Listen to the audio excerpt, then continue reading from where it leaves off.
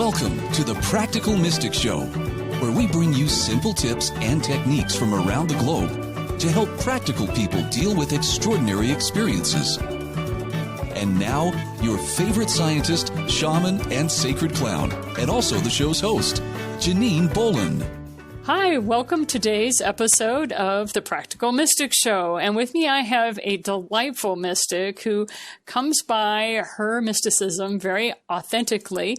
She is a soul that had a purpose and knew that she was supposed to be around very specific groups of people at a very young age. And it took her some time, but she has definitely learned how to carve out the life that she wants for herself. And today with me is Reem Mousa. And it's lovely to have you with us today, Reem. Thanks so much for being with us. Janine, thank you so much for inviting me and allowing me to be your guest in your podcast. It's always wonderful and a pleasure for me. Thank you so much.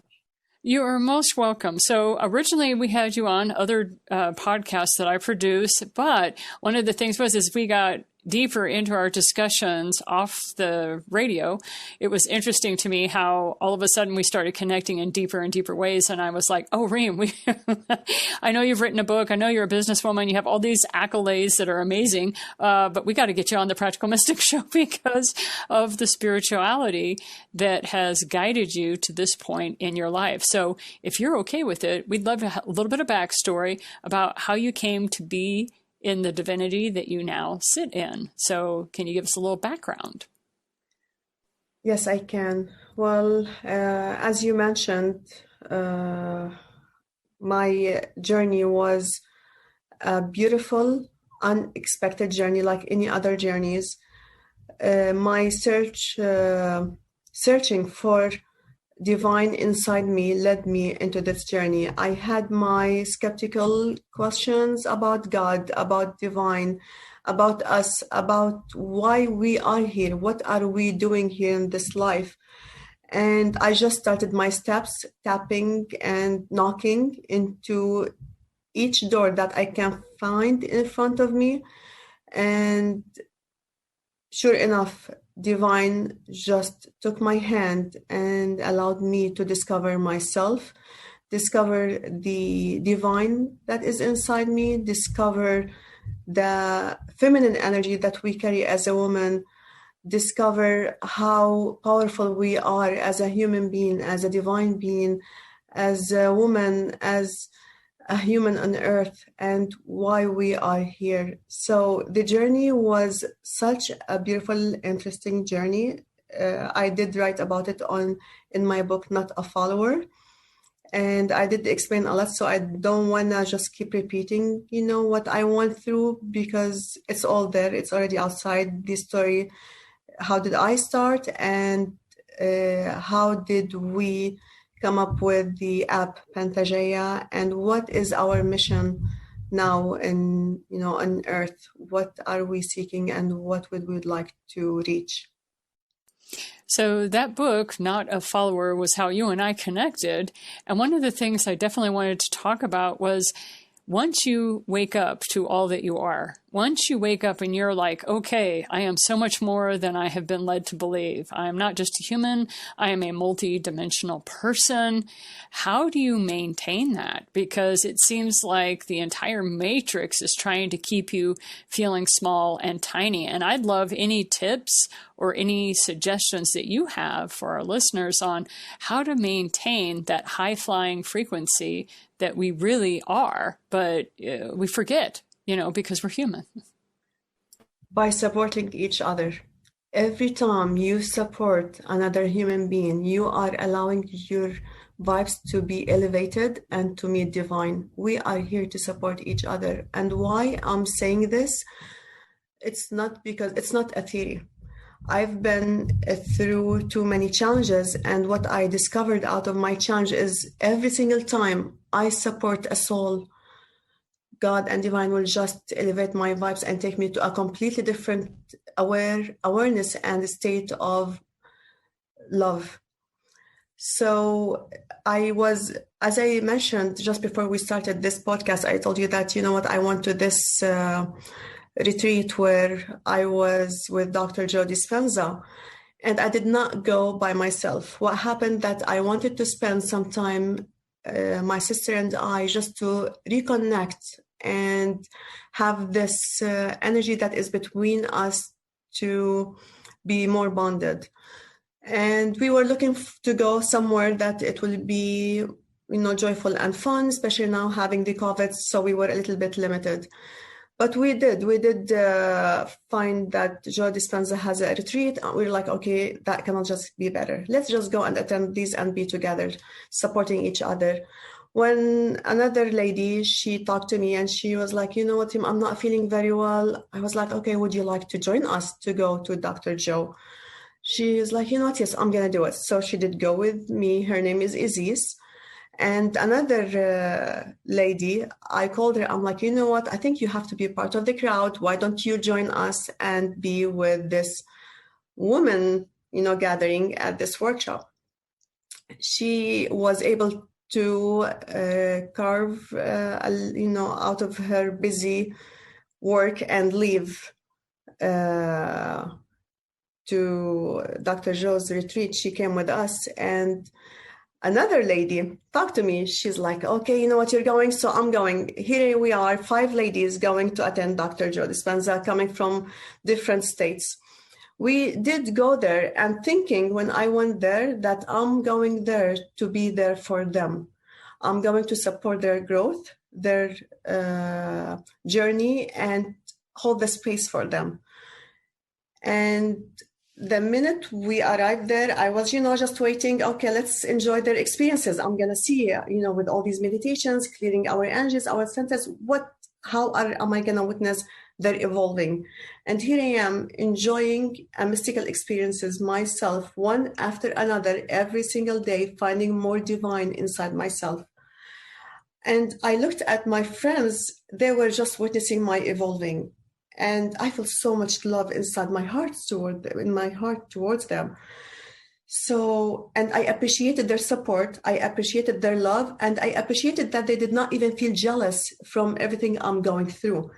That's when it hit me. I'm like, I'm here because of them. I'm enjoying the evolving because of them.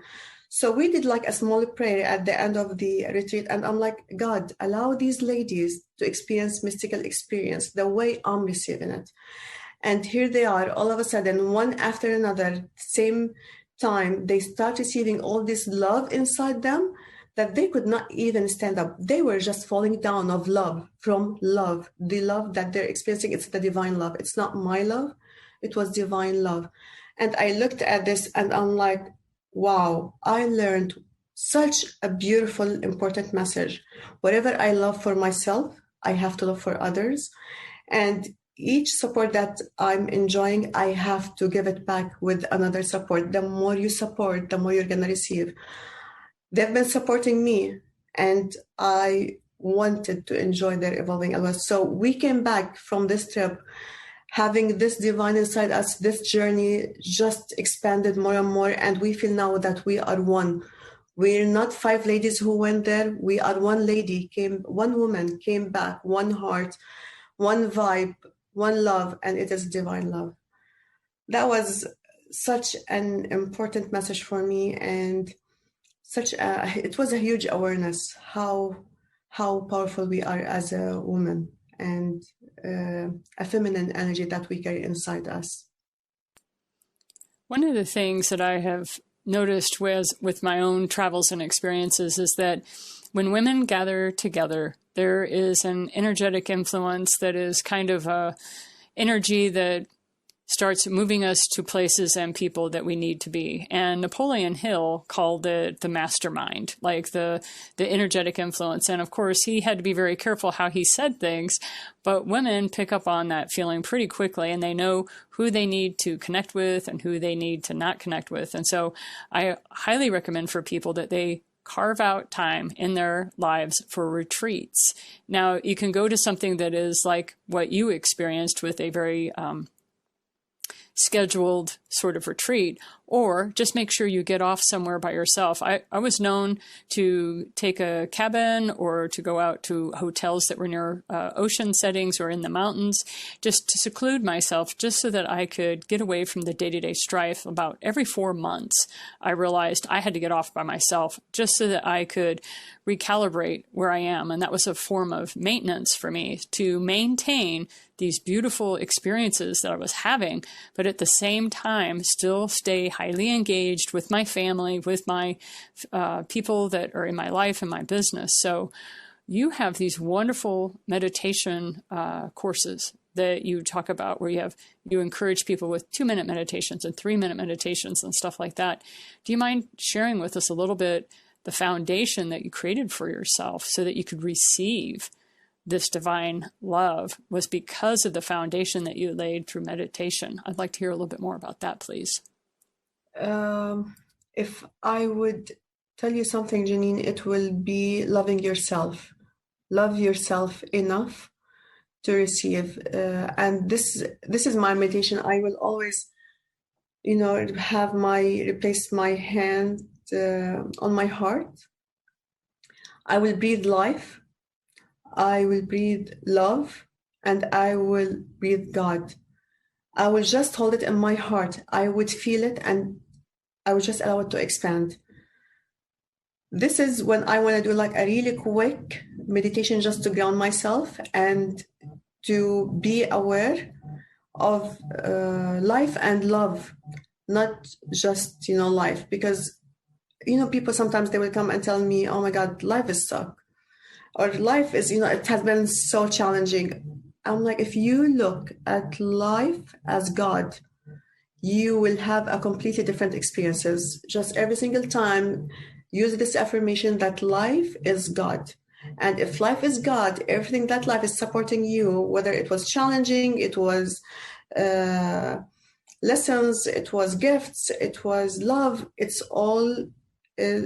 all comes to one thing, that is God. So this is the affirmation that I will always use, because sometimes people, they think that they have to sit for too many minutes, like maybe 10, 15, an hour just to connect with themselves. But trust me, sometimes just replacing your hands, breathe love, life, and God, it will do you very well. But, again, I have like too many tools. I cannot just explain it right now, because maybe I should have started, my workshops for this.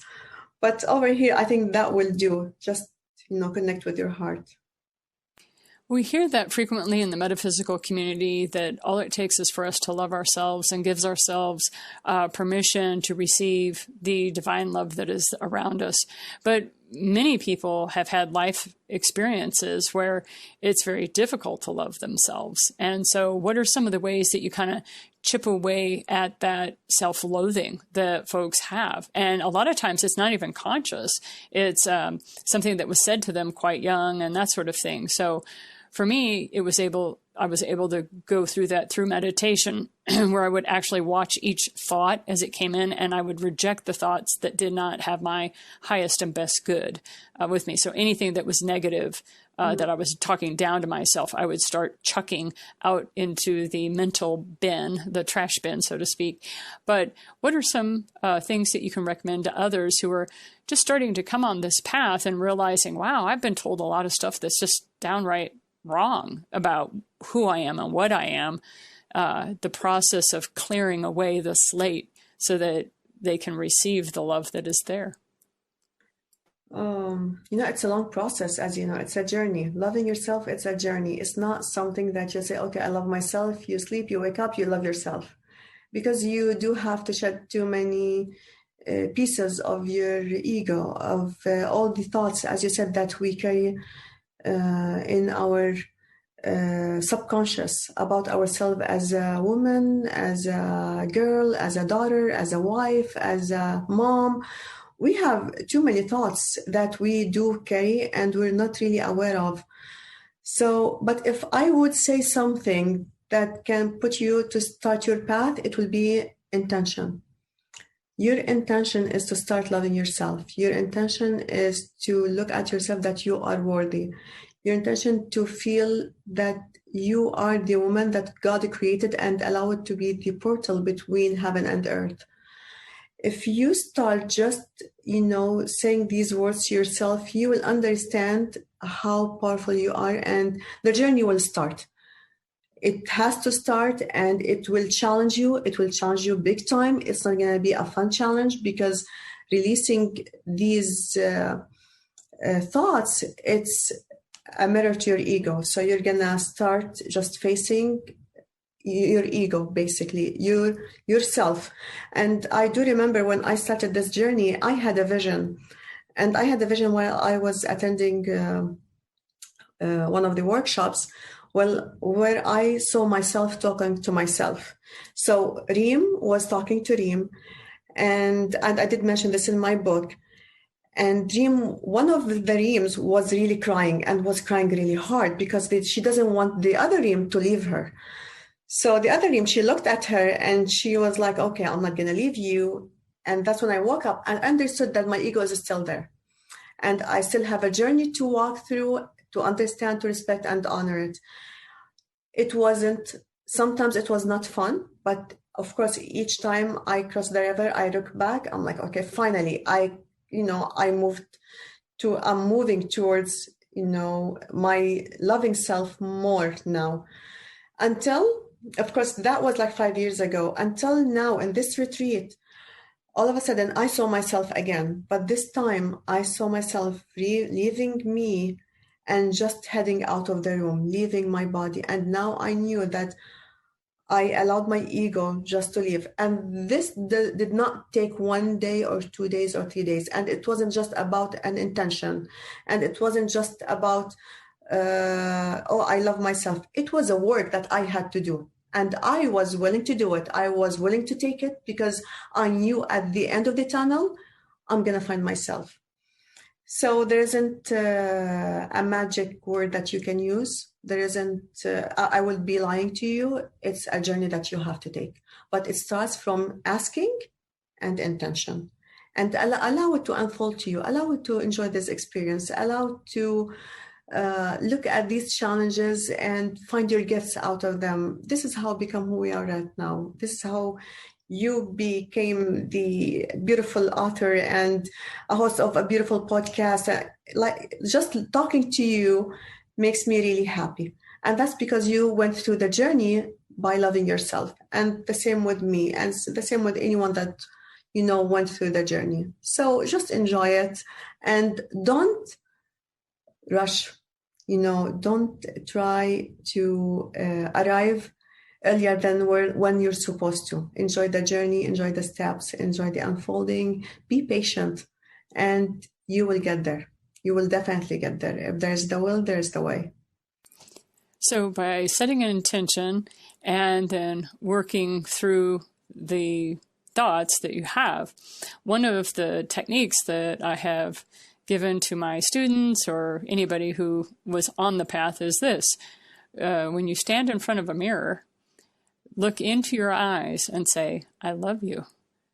And when you are able to do that, one of the things I've noticed is when I stand in front of a mirror and I look into my eyes and I say, I love you, I mean it. I love every part of myself, flaws and all, ego and all, and I start giggling because it's a grand joke. It's part of the play. It's part of the Leela, as they say, the grand design, is that we take ourselves so seriously sometimes in our journey that we miss the point of having fun. And so I just wanted to share with you, for anyone who may be listening, that the journey of looking into a mirror and then saying, I love you. I've had many students of mine who've been like, okay, Janine, I got that. I'll do this. And then I meet with them a week later and I'll say, so how are you doing with the exercise? And then they just start falling apart on me. And they're like, it is so hard, depending upon where they are and how far they've come on their spiritual journey as to whether or not they're able to actually work on that exercise. And so that's why just remember you're building a beautiful house, but you're building it a brick at a time. And as you put each brick in, you're getting better and better. And it does take practice. So are there some things that you would recommend, Reem, that is a part of a practice? You mentioned the breathing technique of putting your hand on your heart and breathing in life, love, and God, that's a very good technique to help center yourself and get you back into feeling your body. Is there anything else that you would like to recommend to our listeners? You know what? Because I would like just to be true with them. I don't want to tell them that, do these steps. When you mentioned love, I love myself. I do agree. So it depends on where you're standing at. It tells you how powerful these words can be when you're standing in front of the mirror. But personally, my challenges was more powerful than just loving myself, the appearance, because I did love myself from outside. I had no issues with loving myself outside.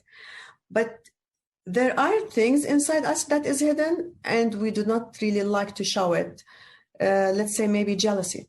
We women, we do have these emotions towards each other. And I think this is what is keeping us away from divine. And it is a form of love because I love what you have. That's why you're just from me. But how can we transfer this love, this jealousy, into a pure love instead of, I'm just of you because you're a successful person or because you're happy or because you have a great husband? How can I allow these challenges to transfer it into a loving challenge, to enjoy it instead of, being a challenge? No, I do not have any technique except surround yourself with the right people. This is very important. People that they will elevate your vibes, will support your journey, and just do the work. Just allow yourself to face your challenges. Do not hide from it and do not be scared. Do not have the fear inside you. Just, be there, stand in front of your challenges and allow it to unfold. It's a work that they have to go through. And I do not really have any steps unless, I'm with you going step by step. That's when I can help you. But I know I do not have any, for now, I don't have any answer for this except what I mentioned. And so as you move through your journey, realize that there are many wonderful people out there that are more than happy to support you. And that anytime you stumble across somebody who is jealous of you or says awful things to you, realize these are not your people. That it's important that you focus in on the people who cheer for you, who, like in my case, I have little pom-poms by my desk. And when I get on Zoom meetings and somebody tells me something wonderful, like I just got my book published or I just finished a marketing deal and that sort of thing, I have those pom-poms and I cheer them on. And I am so excited for them. But see, I'm a mother of 4 children and I'm used to seeing each child walk their life their way. And so I celebrate when a child, started to walk. I celebrated when a child learned their ABCs. And sometimes I think we forget to celebrate these aspects of our lives because we see it as, well, everybody does it. Yeah, but you finally did it yourself, your way, and that's something to be celebrated. So we would never, to a child, we'd never bust on them and say, what, you're still crawling on the floor and you're not walking? Get up, you dummy. We would never say something like that to a child. And that's the way the divine looks at us as we accomplish each aspect, as we put each brick in place into the house that we're creating on our spiritual journey. It's celebrated. It doesn't matter where everybody else is because you are being looked at with total and complete love with exactly where you are. Do you care to share with our listeners anything on your perspective, Reem? Yeah, I'm thinking, while you were talking, I was thinking as a mom, yes, we do. We always celebrate our kids, but yet we always judge ourselves at the same time. Did we do something, when we do not find the results that we were expecting from our kids, we will always blame others. Like I'm going through a challenge now with one of my daughters, and it happened just after I came back from the retreat.